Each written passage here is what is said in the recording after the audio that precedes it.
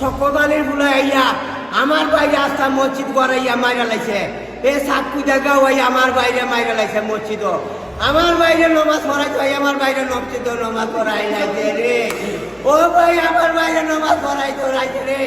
ওই সকদালির ফুলাইতে আমার বাইরে মারি লাইছে রে। ওই সকদালির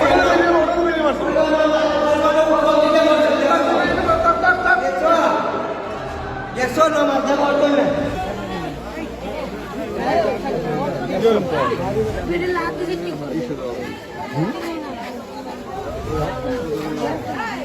চলে যাবো আমি জানি তো আমি দৌড় থেকে ওই তাড়াতাড়ি গিয়ে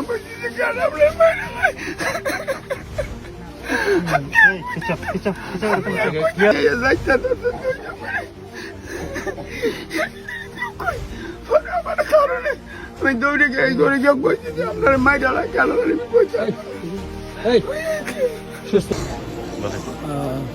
এই পশ্চিম লয়ারকুল কুমিল্লা পাড়া গ্রামেরই একজন বাসিন্দা হাফিজুল্লাহ। ওনার বয়স 80 বছর। লয়ারকুল জামে মসজিদে উনি একজন নিয়মিত মুসল্লি। আজ এই ফজরের নামাজের সময় উনি আজান দিয়েছেন, কারণ বর্তমান যে স্ট্যান্ডিং যে ইমাম সাহেব আছেন উনি ছুটিতে থাকাতে ওনাকেই আজান দিয়েছেন। আজান দেওয়ার পরে ফজরের জামাত 5টায় শুরু হয়েছে।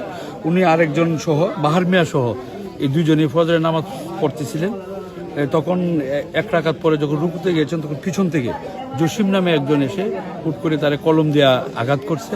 আঘাত করে শরীরে বিভিন্ন স্থানে আঘাত করছে, পরে সে পালিয়ে যায়। আমরা ইতিমধ্যে যে জসিম মিয়াকেও আমরা আটক করতে সক্ষম হয়েছি। সেই সাথে এই হাফিজুল্লাহর মৃতদেহ আমরা সুরাতহাল করে এই মর্গে প্রেরণ করেছি পরবর্তী আইনগত ব্যবস্থা গ্রহণ করার জন্য। সবাইকে ধন্যবাদ।